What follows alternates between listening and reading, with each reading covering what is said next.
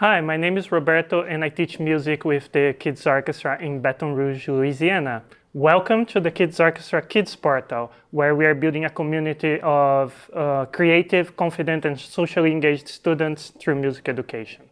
There are all kinds of fun activities in the Kids Portal, like musical games, coloring, and activity pages created by local artists, as well as videos that teach you how to make musical instruments, and much more.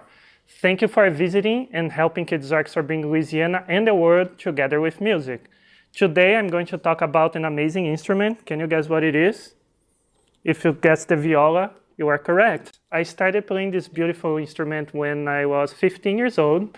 I first came to the United States to study it in 2016, and today I am working on my graduate studies at LSU, Louisiana State University.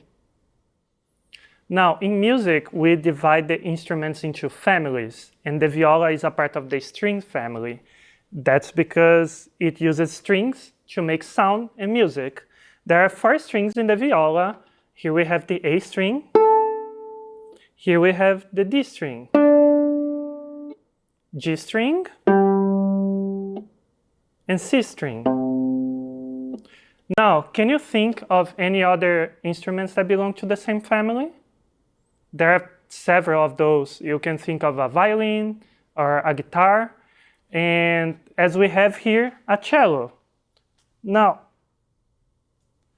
there are a lot of similar things between these two, right? But the most obvious difference is their size.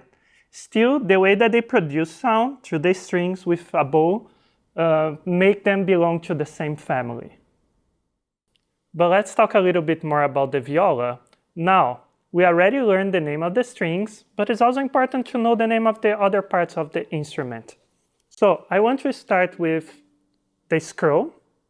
Here at the scroll you can see the pegs, which are used to tune each strings. That's why you have 4, 1 for each strings. Right after that we have the neck, supporting the fingerboard, which is this black part, and this is where our left hand goes when we play. If we keep going down, we have the F holes that help to amplify the sound, make it louder. The bridge, which is important to know, is not glued to your instrument. So if you have a cello, a violin, or a viola, you need to be very careful with your bridge because it can just fall if you put pressure on it in the wrong way. Finally, we have the tailpiece and the chin rest. The viola is played with the bow, which can be divided into 3 parts. You have the upper, middle, and lower parts of the bow. Here at the lower part, you can see the screw used to tighten and untighten the bow, which makes this horsehair stretch more or less, and also the heel or frog. Basically, the bow is a wooden stick with some horsehair attached to it, which is the part that makes contact with the string and helps you produce sound. Now that we have learned a little bit about the viola, I would love to play a little song for you. It's called Wave, written by Tojobim, and it's a bossa nova, which is a style of music from my home country of Brazil.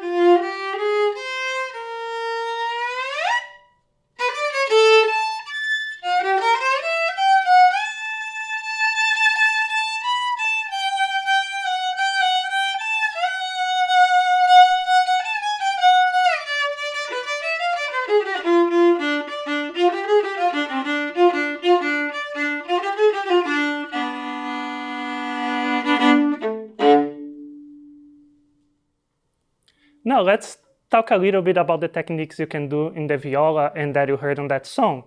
I think you all heard that slide in the middle, something like this. That's called a glissando, and it's a very used technique on string instruments because it sounds very cool sometimes. Another thing we can do in the viola is playing double stops or two strings at the same time, as I did at the end, as you can see here.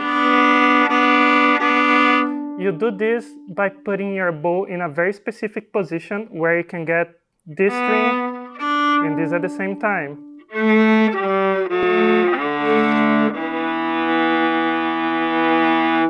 Something like that. I also want to share with you some of the fun things we do in the classroom when I'm working with the kids' orchestra. Last year, on our final concert, we played a song that I think all of you are going to recognize. Let's see if you can name this song.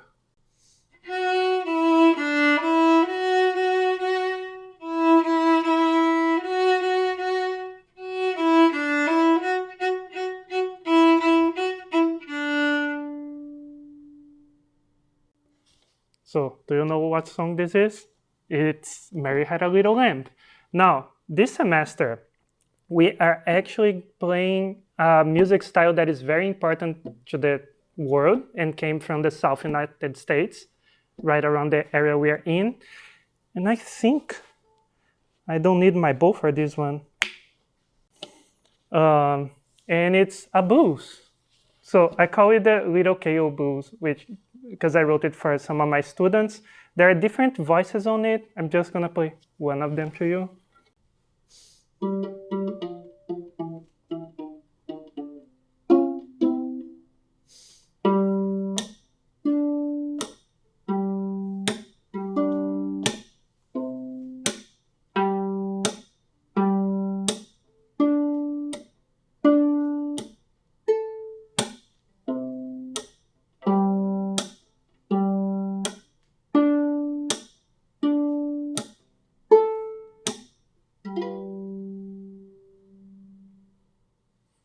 I had a lot of fun sharing a little bit about my instrument with you, and I hope you did too.